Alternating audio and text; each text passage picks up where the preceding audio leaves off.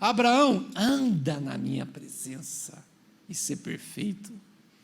Eu já fiz vários estudos sobre isso, que essa palavra andar, ela não é só andar é ter um estilo de vida, um pensamento, uma estrutura, um modo de viver, de tomar decisões, de pensar, de construir, de agir. Isso é andar quando a Bíblia fala, porque andar é da palavra hebraica, halak, que fala sobre isso, é ter um modo de vida, um estilo, todo um formato, como eu educo meus filhos, como eu trato minha esposa, como eu cuido da minha casa, como eu faço todas as coisas. Halak. Da onde veio isso, essa palavra? Essa palavra vem lá do Éden, quando Deus vai até Adão. O texto fala em Gênesis 3:8, quando ouviram a voz de Deus que andava no jardim. Todas as vezes que a gente lê essa palavra, a gente imagina Deus andando, né? Deus andando no jardim. Olha o espinho, quer dizer, não tinha espinho naquela época, né? Ai, ainda não tinha, né? Não tinha, né? Vai chegar lá. Aí ela não era andando, era todo o pensamento de Deus, toda a santidade de Deus chegando até Adão. Após a queda, o homem continuou andando, mas andando contrário ao que Deus estabeleceu. E aí nós iremos ver que o homem continua andando, e após isso nós temos o assassinato de Caim, de Abel por Caim. Depois nós temos o assassinato de Lameque, em Gênesis 4:23, 4:8.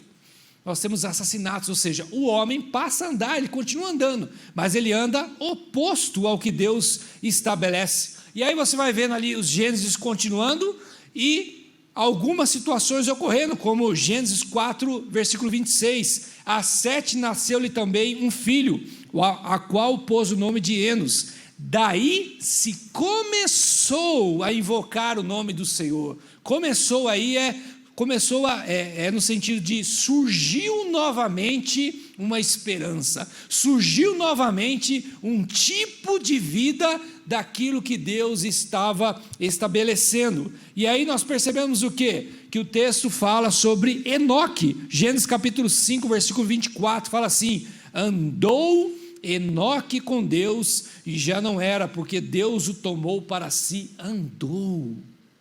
Olha só, um homem começou a ter um estilo de vida conforme Deus aprovava. E continuou o texto, só que as coisas pioraram. Ou seja, os homens continuaram a praticar maldade. Gênesis capítulo 6, versículo 5 fala assim: viu o Senhor que a maldade do homem havia se multiplicado na terra e que era continuamente mal todo o desígnio do seu coração. Gente, continuamente mal, sabe o que significa? Não havia pausas para a maldade, na prática e no pensamento. Você já imaginou isso? Não havia pausa, a terra estava corrompida à vista de Deus e cheia de violência. Viu Deus a terra e eis que estava corrompida, porque todo ser vivente havia corrompido o seu caminho na terra. Ou seja, estes homens estavam andando, tendo um estilo de vida, um modo de agir, de pensar, analisar, fazer, esperar, se posicionar, reter, tomar decisões, compreender, esperar, desejar, aproveitar, viver, sorrir, brigar, observar, conquistar, perder, avançar, parar, repreender, criar, arruinar, limpar, perdoar, para o mal contra Deus. E aí, quem surge? Um homem chamado Noé.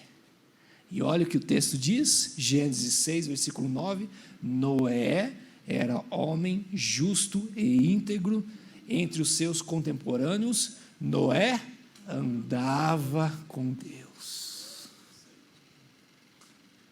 Toda a terra andando contrário ao que Deus estabeleceu, surgiu um homem andando conforme Deus queria. Essa mesma palavra, Deus chega para Abraão e diz: Abraão, ora na minha presença. Abraão dá o dízimo. Abraão vai na igreja. Abraão, não. O que Deus fala para ele? Anda na minha presença. Vocês entenderam o segredo de Abraão, irmãos? Todo lugar que Abraão ia, você pode pegar o texto, ele fazia orações e invocava o nome do Senhor. Apareceu o Senhor a Abraão, ele disse: darei a tua descendência esta terra, e edificou um altar ao Senhor que lhe aparecera. Fez as suas jornadas de Neguede até Betel, até o lugar onde primeiro estivera a sua tenda, entre Betel e Ai, até o lugar do altar que outrora tinha feito. E aí Abraão invocou o nome do Senhor, e Abraão, mudando as suas tendas, foi habitar nos carvalhais de Menre, e que estão junto a Hebrom, e ali levantou o altar ao Senhor. Você percebe? Deus não estava só interessado nas orações de Abraão, Deus estava interessado em Abraão, nele. Irmãos, os deuses daquela época não ligavam para as pessoas, irmãos.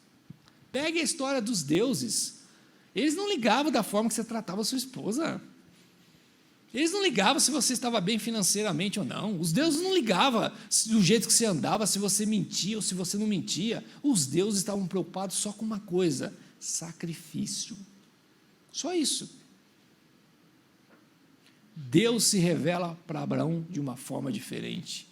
Abraão está invocando o nome do Senhor, fazendo o altar, mas Deus chega e fala assim: não é só isso, eu quero que você ande na minha presença. E por que eu estou falando isso para você, irmãos?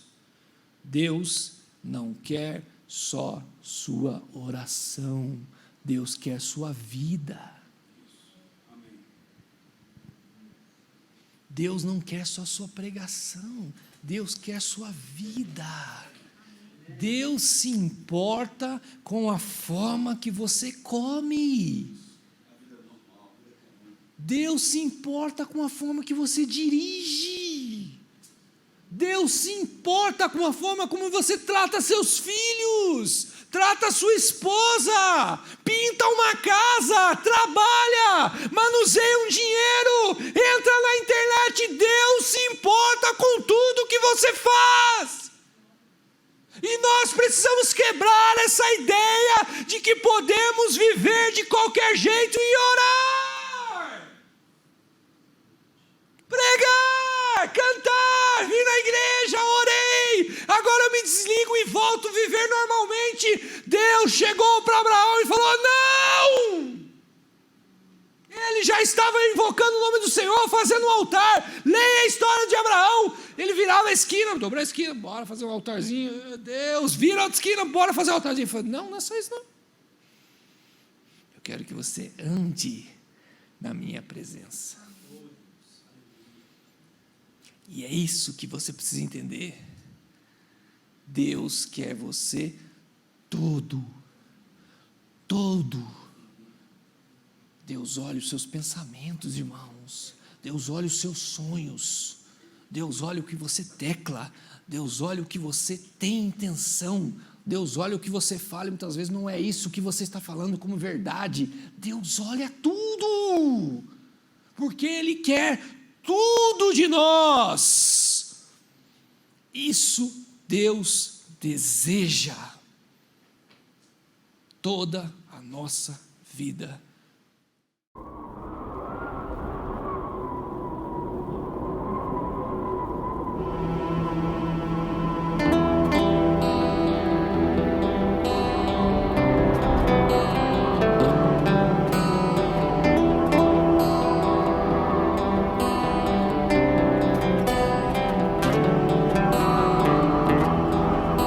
Seu rosto ensanguentado, naquele caminho de dor, sendo pisado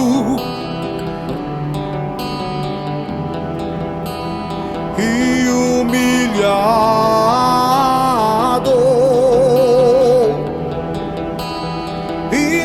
Madeiro,